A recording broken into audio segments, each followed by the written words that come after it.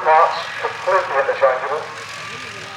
Albeit the fourth build parts all had the ornate F stamped into the same F that you see at the beginning of Ford badges to this day.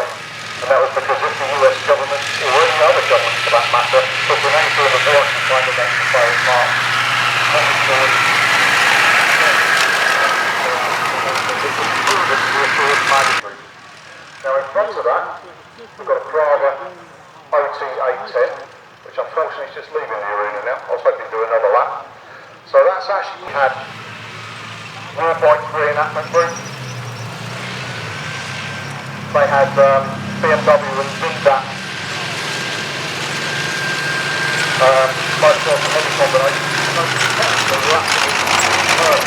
Absolutely amazing. Unfortunately they were very complicated, they were expensive to build, and they were actually surprisingly difficult to maintain and build. Pinto underneath it, rear engine, rear-wheel drive. Actually surprisingly good ground clearance considering, and actually not bad off-road. This is a thing.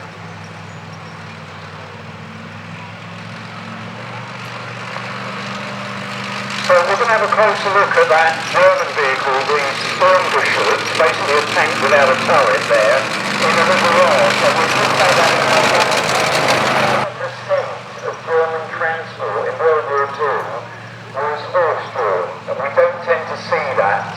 Whereas the Allied side, we did have some horses, certainly on the Russian front as well, but that tends to get forgotten about a little bit. As I mentioned, this one is a replica Stug III.